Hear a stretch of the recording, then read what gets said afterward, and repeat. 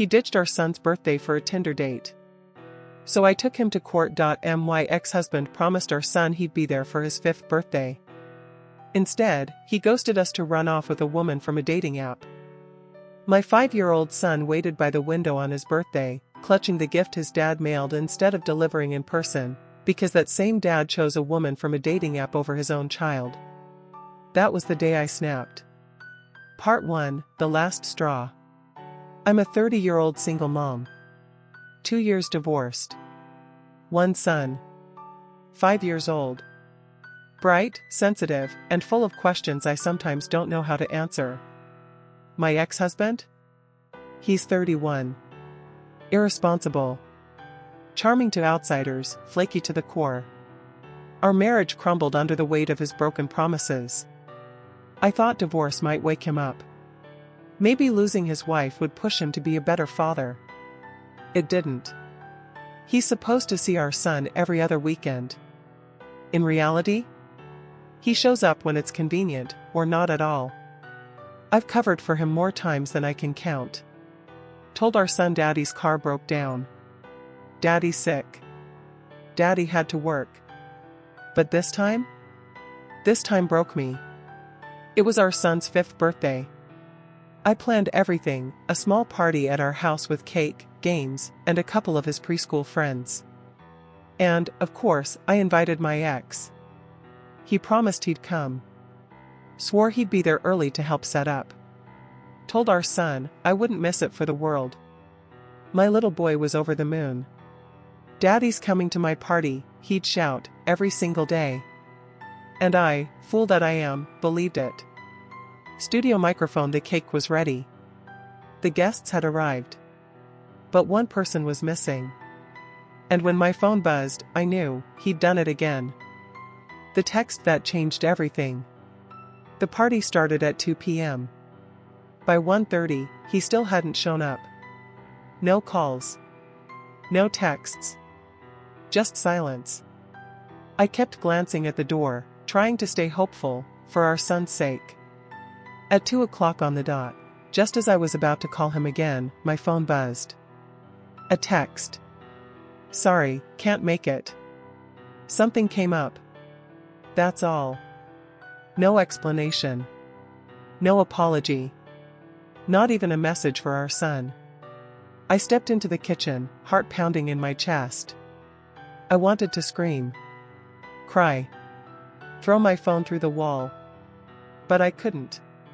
Because when I walked back into the living room, my son ran up to me and asked, "Where's Daddy? Is he coming?"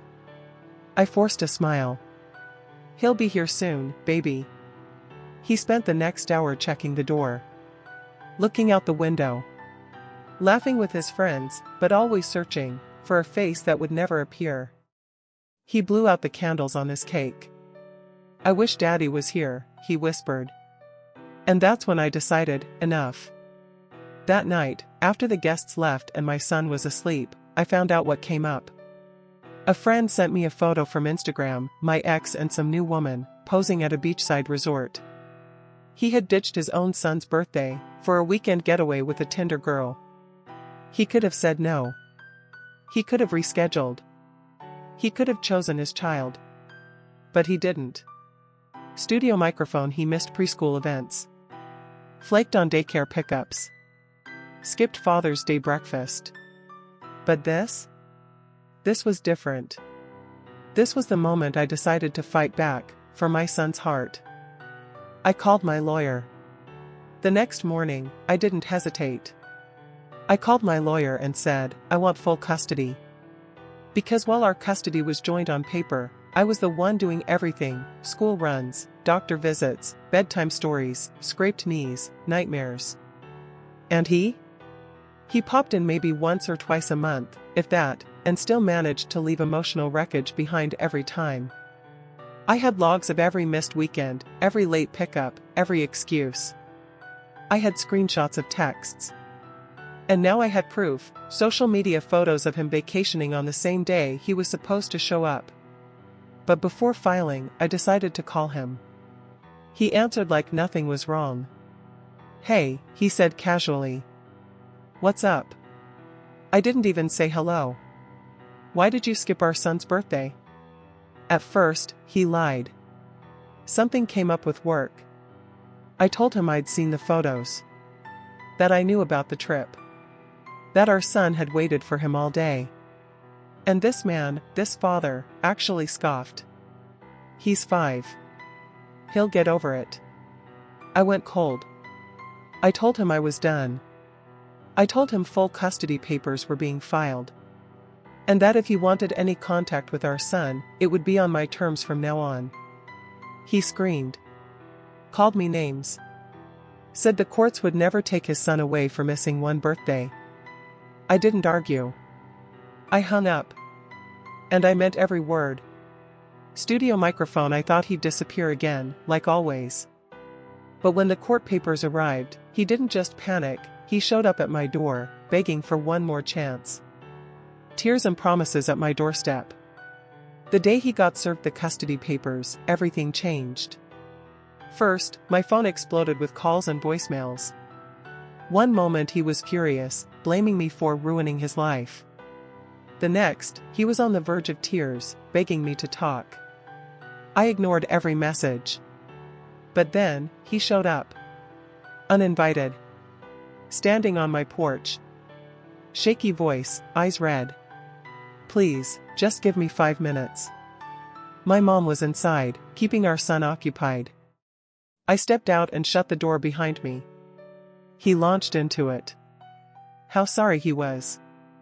How he messed up big time. How he knows he let our son down. He promised to delete the dating apps. To go to therapy. To change. And for the first time in years, I saw him cry. But it didn't move me. You've had so many chances, I told him. This apology? It's not about our son. It's about you facing consequences. He kept pleading. Let me make it right. I was calm. Cold. Focused. You'll have to prove it. Over time. With actions, not words. He asked if he could at least say goodnight to our son. I hesitated, but let him in, under supervision. And watching our boy's face light up when he saw his dad? That hurt. Because I knew what would happen the next time his father let him down. He stayed 5 minutes. A hug. A late happy birthday. Then he left. And I sat in silence, realizing, this time, I wasn't backing down. Studio microphone court was coming. And I wasn't walking in there to punish my ex. I was walking in to protect my son from more broken promises. Court, custody, and closure. The court process was intense, mediation, hearings, paperwork. But I came prepared. I brought it all. A year's worth of missed visits. Texts and call logs. Photos of his emergencies that turned out to be beach trips and bar nights. At first, he tried to play it down. It was just one birthday. But the mediator saw the pattern. So did the judge. And in the end, I was granted full custody. I now have sole legal and primary physical custody of our son. As for my ex, he was given supervised visits, twice a month, at a monitored center. No more surprises. No more, maybe next time. Just structure. Boundaries. Protection. The first time I dropped our boy off for one of those visits, I felt a mix of sadness and relief. It wasn't ideal. But it was safe.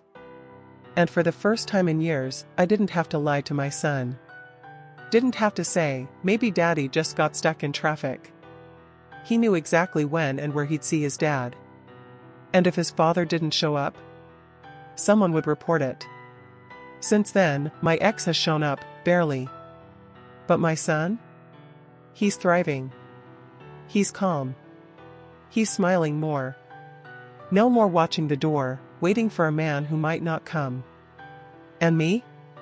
I have no regrets. I protected my child. I did what needed to be done. Because love isn't about blood or birthday gifts. It's about showing up. Every Single. Time.